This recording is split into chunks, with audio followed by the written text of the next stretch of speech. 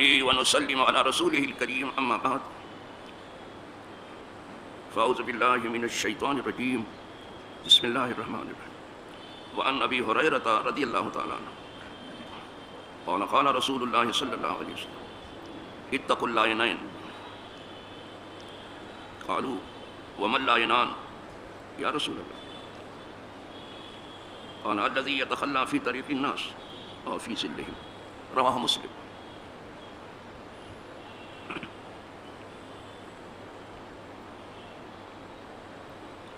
وعن ابي قتادة قال قال رسول الله صلى الله عليه وسلم اذا شرب احدكم فلا يتنفس في الاناء واذا اتى الخلاء فلا يمس ذكره بيمينه ولا يتمسه بيمينه. وعن ابي هريرة قال قال رسول الله صلى الله عليه وسلم من توضأ فليستنصر ومن استجمر فليوتر متفق عليه. وعن انس قال كان رسول الله صلى الله عليه وسلم يدخل الخلاء فاحمل انا وغلام اداوة من ماء وانزة يستنجي بالماء. پہلی فصل جس میں بخاری و مسلم کی حدیثیں ہوتی ہیں اسی پر ختم ہو رہی ہے، اور آج میں نے 4 حدیثیں پڑھی. اس کی وجہ یہ ہے کہ کچھ حدیثوں کو دوسری سند سے بیان کیا گیا جو پہلے آپ سن چکے ہیں.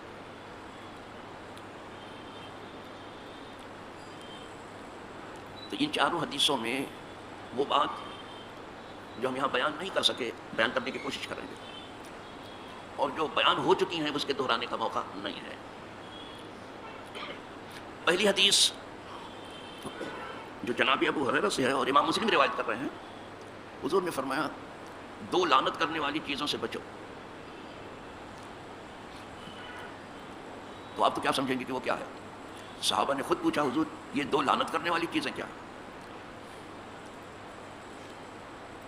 لعنت کے مطلب اللہ کی رحمت سے نکال دینا. تو صحابہ نے عرض کیا حضور وما اللعینان، یہ 2 لعنت کرنے والی چیزیں کیا ہیں؟ پوچھ لیتے تھے صحابہ. ارشاد فرمایا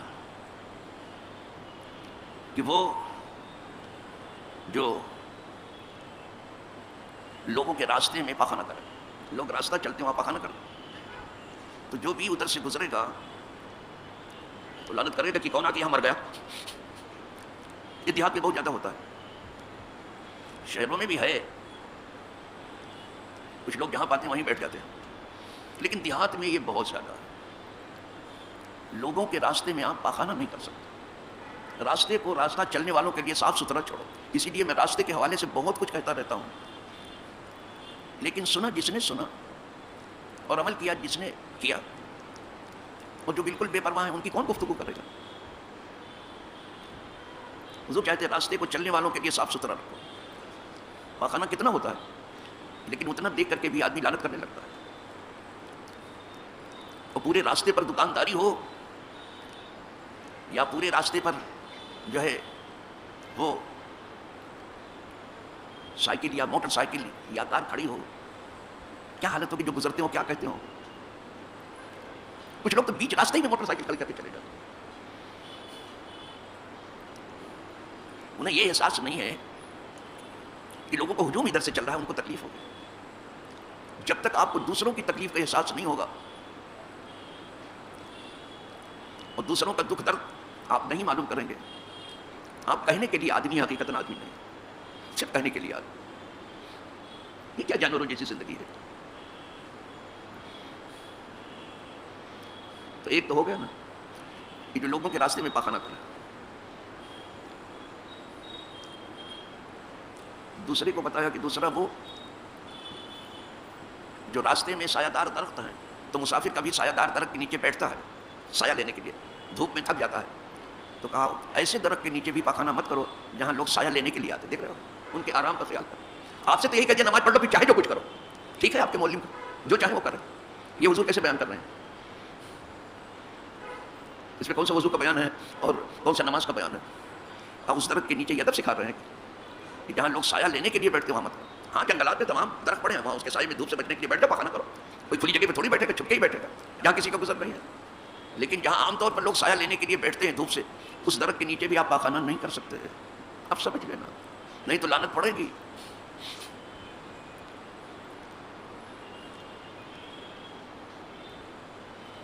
ہو گئی حدیث. دوسری حدیث جو جناب ابو قتادہ سے ہے، فرمایا رسول اللہ صلی اللہ علیہ وسلم کہ جب تم میں سے کوئی آدمی کوئی مشروب پیے، پینے والی چیز، پانی وغیرہ یا کوئی ڈرنک پیے، فلا یتنفس فی الاناء، تو برتن میں سانس نہ لے.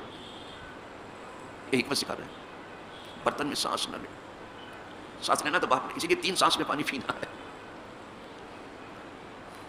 پینے سے پہلے الحمدللہ پڑھ لیجیے، بسم اللہ پڑھ لیجیے، الحمدللہ پڑھ لیجیے.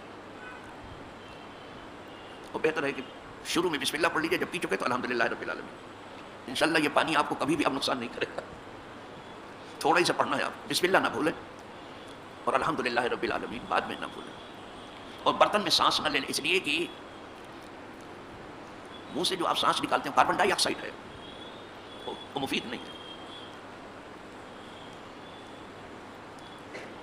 تو اس میں سانس نہ لے، باہر سانس منع فرما دیا. وَإِذَا أَتَى الْخَلَاءَ، اور جب تم میں سے کوئی بیت الخلاء جائے، فَلَا يَمَسَّ ذَكَرَهُ بِيَمِينِهِ وَلَا يَتَمَسَّهُ بِيَمِينِهِ، تو اپنے آلے تناسل کو، اپنی پیشاب گاہ کو سیدھے ہاتھ سے نہ چھوڑے، نہ اس کا مسا کرے. سیدھے ہاتھ کو کرامت، اگر چھونے کی ضرورت پڑ گئی تو الٹے ہاتھ سے چھو. یہ بتا چکا ہوں. ابھی ادب سکھا رہے ہیں، زندگی کا پورا ادب سکھایا. آپ سمجھے کہ حضور سے نماز سکھا کے چلے گئے بس، تو جو جی میں جیسے چاہے ہم چلیں. انا للہ و انا، پوری زندگی کے قوانین حضور نے سکھا دیے، مرنے کے قوانین سکھا دیے. قبر میں جو سوال جواب ہوگا وہ سب سکھا دیا. اب تو یہی کو بھرے کیا کچھ نہیں. جنت میں جانے تک کا فلسفہ سکھا دیا اس کو، کیسے جاؤ گے. آپ سمجھو صرف نماز روزہ بتا دیا اور بس. یہی سب سے بڑی بھول ہے. اسی لیے روزہ نماز پر تحریکیں شروع ہو گئی، وہ بھی بتانے میں لگ گئے، اور جو بتاتے ہیں ان کے پیچھے بہت سے لوگ بھاگتے ہیں. بہت کچھ ہی جانتے ہیں، وہ کیا جانتے ہیں بیچارے. 2 حدیثیں ہو گئی صاحب. تیسری حدیث جناب ابو ہریرہ سے، حضور فرماتے ہیں من توضأ فلیستنصر، تم میں سے جو کوئی وضو کرے اپنی ناک صاف کر لے.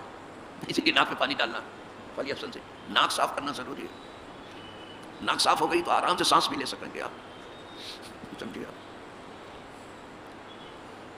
آرام سے سانس. اور جب آرام سے صاف ستھری سانس لیں گے صحت بھی اچھی ہوگی، کوئی الجھن نہیں ہوگی. تو ناک ٹھیک سے صاف کر لینا، اس کی تاکید کر دیتے تھے. ناک کو ٹھیک سے نہیں صاف، ایسے سے کرتے ہیں کوئی کنارے، ایسے سے کرنے سے نہیں ہوتا. پانی لے کے تھوڑا سا کھینچنا پڑتا ہے ہلکے سے، تب انر حصے تک پانی پہنچ پاتا ہے. تو ناک اچھی طرح صاف کر لو، یہ حضور فرما رہے ہیں. وَمَنِ اسْتَجْمَرَ فَلْيُوتِرْ، اور جو ڈھیلا لے، پتھر لے، تو اس کو چاہیے کہ تاک لے، یعنی 3.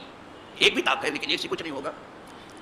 ہو سکتا ہے کبھی ایک سے بھی صفائی ہو جائے، لیکن بہتر 3 ہے. کبھی نہ ملے 3 تو 2 سے بھی صفائی کرنا، بتا چکا ہوں.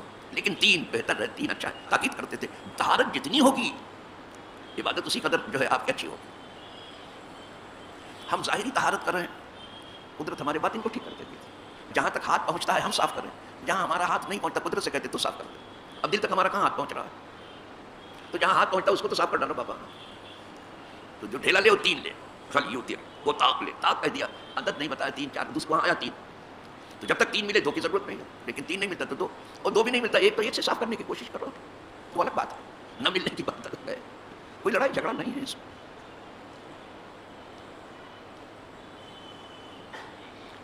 اب آخری حدیث ہے، حضرت انس سے ہے. رسول اللہ صلی اللہ علیہ وسلم یدخل الخلاء، خلا میں داخل ہوتے تھے. فاحمل انا وغلام عداوۃ من ماء، تو حضرت انس کہتے ہیں میں اور میرے ساتھ ایک اور لڑکا حضور کے لیے برتن میں پانی لے کے بیت الخلاء میں چلے جاتے تھے. اس کا صلہ ایسا ملا کہ اللہ نے انہیں خوب اولاد سے بھی نوازا، خوب مال سے بھی نوازا، خوب عمر سے بھی نوازا. اور میں نے دیکھا جو کچھ ہے یہاں سب خدمت میں ہی رکھا گیا. دادا گیری میں اگر حکومت ہو تو ہو، لیکن وہ 4 دن کی ہے. میں ہمیشہ کی حکومت کی بات کر رہا ہوں کہ اللہ والوں کی حکمرانی 4 دن کی نہیں، ہمیشہ کی ہے. یہاں بھی حکمران وہاں بھی ہوں گے. انبیاء کی حکومت یہاں بھی رہی وہاں بھی ہے، صدیقین کی حکومت یہاں بھی رہی وہاں بھی ہے، شہداء کی حکومت یہاں ان کے شہید ہونے کے بعد بھی قائم ہے. سب ان کا دن مناتے ہی ہیں شہداء کا. تو وہاں بھی دیکھنا کہ شہداء کی کیا شان ہے. اولیاء کی حکومت یہاں بھی ہے وہاں بھی ہے. تو حکومت وہ جو ہمیشہ رہے، تو یہ اللہ والوں کی. لیکن دنیا داروں کی یہ 4 دن کی حکومت ہے، یہ 4 دن کی چاندنی ہے بس. 4 دن جو چاہے کر لیں، ہم چمندی کا ہمارے جیسا کوئی نہیں. 4 دن کے بعد پھر وہی ہو جائیں گے جو تھے. 4 دن کے بعد پھر سے مرنا ہی ہے. تو چاہے وہ دفن ہو جائے، چاہے جلا دیا جائے، چاہے دریا میں بہا دیا جائے، چاہے آ کے کوئی جانور اسے کھا جائے، چاہے پرندے کھا جائیں، کچھ بھی ہو. 4 دن کی بات ہے.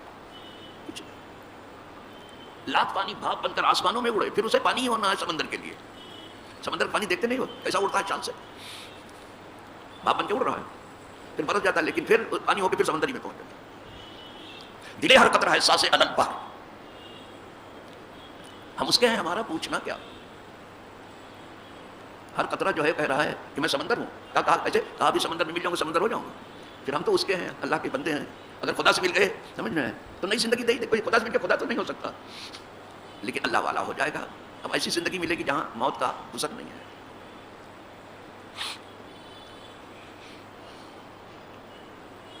تو بیچارے یہ بچے ذرا سا میرے قریب ببلوغ تھے، انتظار میں رہتے کہ سرکار بیت الخلاء جاتے، جلدی سے پانی لے کر کے وہاں لے جا کے رکھاتے تھے.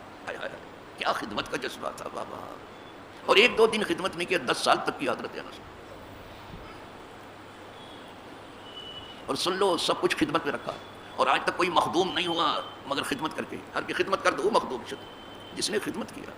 اور یہ کام اپنے گھر سے شروع کرو. اپنے ماں باپ کی خدمت کرو، اپنے بال بچوں کی خدمت کرو، اپنی خاتون خانہ کی خدمت، اپنے پڑوسی کی خدمت کرو، عام کلمہ گو برادری کی خدمت کرو. جو انسان ہے اس انسان کی خدمت کرو، جہاں تک خدمت کا ہاتھ پہنچتا ہے. بڑھنے دو، سب کچھ خدمت کرو. جب کیسی خدمت کر سکتے ہو تو آپ جانو. وہ خدمت ضروری ہے، بغیر خدمت کچھ نہیں ہوتا. سب کچھ خدمت میں رکھا ہے. ساری عظمت خدمت میں ہے. ساری ان کو اشرۂ مبشرہ کہتے ہیں. انہوں نے اتنی خدمت کی ہے کہ جان کی بازی لگا دی ہے خدمت، تب انہیں جنت کی بشارت مل گئی. ان کی ہسٹری پڑھ لیجیے آپ پہلے.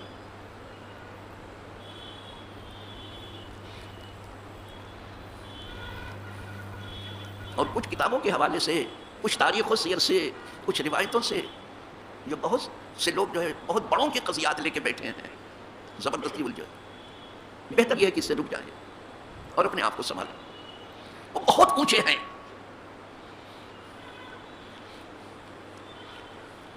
ہم تو یہاں کبھی کبھی ایسا ہوا ہے کہ ایک مجذوب جس کے بارے میں تھا کہ کسی کے بارے میں وہ پہلے کہہ دیتا تھا کہ دیکھو اس کو فلاں وقت فلاں دن اور فلاں تاریخ میں اور فلاں سن میں انتقال ہو جائے گا، اور یہ لکھ کے دیتا تھا اور گولی بنا کے دیتا تھا. یہ کو کھولنا نہیں، وہ دن تاریخ نوٹ کر لو، جب آئے تو کھولنا. وہی ہوتا تھا. تو میری ملاقات ایک مرتبہ ایسے سے ہوئی، ایسے ملے ہیں مجھے. تو اپنے کچھ جو ہے چاہنے والوں کے درمیان بیٹھا تھا مجذوب. میں جیسے ہی دروازے سے داخل ہوا، میں اپنی بات بتا رہا ہوں، بس وہاں سے اٹھ کے بھاگا. ہو آئیے آئیے آئیے، اور کہتے کہتے وہ دروازے تک چلا. یہ نہیں کہ وہیں سے حضرت آ رہے ہیں آئیے آئیے، وہیں کرسی پہ بیٹھے بیٹھے. نو نو نو، کرسی چھوڑ کر کے وہ بھاگا، وہ دروازے تک آ گیا. آئیے آئیے آئیے، بڑی اچھی فکر آپ کی ہے، بڑی اچھی سوچ ہے، اللہ پروان چڑھائے گا. تو میں سوچنے لگا یا اللہ میری سوچ کا علم اس کو کیسے ہوگا. آج تک سوچتا ہوں میرے جیسے گرے پڑے کی سوچ جو ہے ان اللہ والوں کو معلوم ہونا ہے. آپ کہاں زبان کھول رہے ہو، کیا بات کر رہے ہو، اور کیا تو میں لگا رکھی ہے آپ نے، کیا کہاں آپ نے شروع کر کے رکھی ہے. کوئی کتب تاریخ کا حوالہ دے رہا ہے، کوئی کتب سیرت کا دے رہا ہے، کوئی حدیث کا دے رہا ہے. سمجھ میں جن کے بارے میں آپ بہت اونچے ہیں، میری سمجھ بھی نہیں آئی اس کو کیسے معلوم ہوگا. یہ تو میرا حال تھا. لوگوں سے کہا سب نیچے بیٹھے تھے، صرف وہ کرسی پہ بیٹھا تھا. یہ ادب تھا. اور حالانکہ وہ سب سرمایہ دار تھے، ہوٹل چلانے والے سب سرمایہ دار. تو اتفاق سے میرا کوئی چاہنے والا آ گیا تھا ہوٹل میں، تو میں اس کو پوچھنے گیا تو وہ مل گیا. خیر یہ میرا تھا. ابھی اس نے کہا کرسی لاؤ، دوسری لیا، جلدی سے مجھے بٹھایا. بس آپ کہاں رہتے ہیں؟ میں نے کہا یہ سامنے والی مسجد میں رہتا ہوں، میں آپ کے پاس آؤں گا. آپ کی سوچ وہی دہرانا شروع کر، آپ کی سوچ بہت اچھی ہے. میں نے کہا یا اللہ سوچ کے بارے میں کیسے اس کو معلوم. ابھی میں یہی سوچ رہا تھا. اتنے میں ایک کپڑے کے بہت بڑے بیپاری زبیر بھائی ساڑی والے، جن کی بہت بڑی دکان ساڑی کی تھی، وہ پہنچ گئے. وہ ان کو جیسے دیکھا وہ جلا میں آ گیا. ارے یہ کون آ رہا ہے؟ یہ تو اتنا غصہ کرتا ہے، لوگوں کو اپنے غصے سے جلا ڈالے. مجھے پتا نہیں تھا کہ واقعی اتنے غصے والے ہوئے ہیں. میں کیا جانوں، اس کو اس کا پتہ بھی چلا کہ اس کو غصہ ہے. یہ تو ایک مجذوب کی بات کر رہا ہوں. آپ جن ذاتوں کے بارے میں گفتگو لے کے بیٹھے ہو، وہ طریقہ کار اختیار کیا ہے کہ آواز نہیں سنائی دے رہی ہے، تھوڑا چپ ہو جاؤ تو اچھا. اپنی عاقبت کے لیے، اپنی آخرت کے لیے تم کچھ نہیں ہو، وہ سب کچھ نہیں. وہ بہت اونچے ہیں وہ. اسی لیے ہمارے علماء نے بھی لکھا ہے کہ مشاجرات صحابہ میں مت جانا. اگر ان کی صلح نہیں سمجھ میں آتی تو ان کی جنگ بھی تم نہیں سمجھ سکتا. صلح انہوں نے کیوں کی وہ بھی نہیں تمہیں سمجھ میں آئے گا. اور جنگ کیوں کی؟ الگ دائیا ہے، الگ سوچ ہے ان کی. عام آدمی بھی صلح کرتا ہے اور جنگ کرتا ہے، اور خاص آدمی بھی جنگ کرتا ہے صلح، لیکن دونوں کے معاملات بالکل الگ ہے. نہ ان کی صلح تم سمجھ سکتے ہو، نہ ان کی جنگ. حضرت امام حسن نے کیوں صلح کی آپ نہیں سمجھ سکتے. حضرت امام حسین نے کیوں جنگ کی آپ نہیں سمجھ سکتے. آپ کے بس کی بات نہیں ہے. بیٹھے رہو بابا، اپنے ذاکر بنے رہو، شاکر بنے رہو، ذکر محفل کر کے اپنا کام سیدھا کیا کرو بس. کہ وہ بہت اونچے.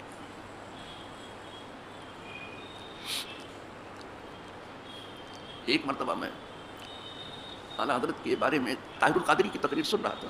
کبھی کبھی کسی کی سن لیتا تھا میں، آج بھی کبھی کبھی سن لیتا ہوں. نہیں تو اپنے حال میں گم رہتا ہوں، اپنی کتاب دیکھتا رہتا ہوں. کبھی کبھی کسی کو سن لیتا ہوں. تو اعلیٰ حضرت کے بارے میں انہوں نے جو کچھ کہا، ایک بات ایسی کہی انہوں نے کہ میں کیا بتاؤں. میرے جیسے لوگ اعلیٰ حضرت کے ٹخنوں تک نہیں پہنچ سکتے. یہ کہا ہے، ٹخنا سمجھتے ہو جس کو؟ قدم کے اوپر جو ہے ٹخنا، گھٹنا نہیں، ٹخنا. کہیں تو یہ ادب ہے اور کہیں اعلیٰ حضرت نے کچھ کہا اور کہیں کچھ. علمی اختلاف کا تو حق سب کو ہے، وہ کر سکتا ہے. علمی اختلاف تو خود ان کے شاگرد بھی کرتے تھے.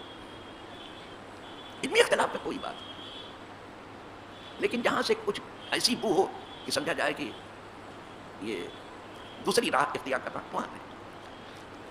امام صاحب کے شاگرد بھی علمی اختلاف کرتے تھے. حضرت امام ظفر تو زیادہ بلجھتے تھے، اور یہ حق ہے. علمی اختلاف میں کچھ بھی نہیں ہے، لیکن وہ بہت ادب کے دائرے. وہ سیکھنے کے لیے اختلاف، اس لیے کہ کچھ سیکھنے میں آئے، کچھ سمجھنے میں آئے، کچھ عمل میں آئے. اختلاف برائے اختلاف نہیں، وہ علمی اختلاف ہوتا ہے، بڑا تعمیری اختلاف ہوتا ہے. اس میں تو اچھا لگا ان کا کہنا، مجھے بہت اچھا لگا. اور میں سمجھتا ہوں کہ انہوں نے کس حد تک اپنے اس کہے ہوئے جملے کا احترام کیا، وہ جانے، ان کا کام جانے، مجھے اس سے غرض نہیں. لیکن انہوں نے کہا ضرور. اور آج بھی میں خود بھی جب اعلیٰ حضرت کو پڑھتا ہوں کبھی تو دنگ رہ جاتا ہوں کہ کیا کچھ لکھا ہے، کیا کچھ سمجھا ہے، کیا کچھ سمجھایا ہے. جب حوالے شمار کرنے لگتے تو نہ پوچھو، کب اتنی کتابیں دیکھی، کب پڑھا، کب سمجھا. وہ خدا دادی بتا. تو بڑے لوگوں کا احترام، تو انہوں نے احترام کہا تھا رکھنے تک. اور یہ حقیقت بھی ہے. تو جب اعلیٰ حضرت تک انہوں نے پہنچا کسی کا، تو کون سا بہت علم والا ہے کہ صحابہ تک پہنچ جاتا ہے؟ کون سا علم لے کے؟ وہ درسگاہ نبوت کے پڑھے ہوئے ہیں. وہ درسگاہ بھی جدا ہے، اس کا سبق بھی جدا ہے، بالکل الگ ہے. درسگاہ بھی جدا ہے، اس کا درس بھی جدا ہے، اس کا مقام بھی جدا ہے. وہ براہ راست حضور سے پڑھ کے نکلے ہیں. بہت اچھے معصوم نہیں ہے صحابہ، کچھ ہو سکتی ہے، غلطی ہو سکتی ہے، بھول چوک ہو سکتی ہے، لیکن ہم اس بھول چوک کو بہت زیادہ نہیں قریت کر سکتے. خطا بزرگاں گرفتن خطا است. باپ سے کچھ غلطی ہو جائے، بیٹا لے کے بیٹھا رہے تو تم سے غلطی ہو گئی ہے، ہو جاتی ہے، باپ ہے. کچھ ظلم زیادتی ہو جائے، لے کے بیٹھا رہے تو ماں باپ کی غلطی لے کے زیادہ دیر تک نہیں بیٹھے رہ سکتے. یہ بزرگوں کے بارے میں ذرا ہوش سے کام لے لیجیے اگر آپ کو اپنی آخرت عزیز ہے. نہیں تو جو جی میں کرو. یہ کون سا طریقہ ہے کہ کسی ولی کی احانت کرنی ہو تو کسی صحابی کو سامنے لے آئیے، صحابی کی کرنی ہو تو نبی کو لے آئیے، نبی کی کرنی ہو تو سید الانبیاء کو لے آئیے، سید الانبیاء کو کرنی ہے تو خدا کو سامنے لے آئیے. کہ کیا طریقہ اختیار کیا ہے؟ یہ کون سی منطق چلا کر کے رکھی ہے آپ نے؟ بس اللہ سب کو ادب دے، ادب کی زندگی دے، علم کی زندگی دے، عمل کی زندگی دے. جو زندہ لوگ ہیں ان کے قدموں میں رہنے کے مواقع دے، جہاں سے ہم نئی زندگی حاصل کر رہے ہیں. اور وہ لوگ جو یہاں دنیا سے رخصت ہو گئے، پردہ فرما گئے، تو وہ مر کے بھی نہیں مرے. جن کو قدرت کہتی مر کے بھی نہیں مرے، تو کہا کہ وہ کیا ہے؟ کہا وہ زندہ ہیں. تو اللہ ان کی زندگی سے ہمیں بھی زندگی دے. جو مر کے بھی نہیں مرے ہیں اور وہ زندہ ہیں، قدرت کہتی ہے اللہ ان کی زندگی سے ہمیں بھی زندگی دے. وآخر دعوانا الحمدللہ رب العالمین.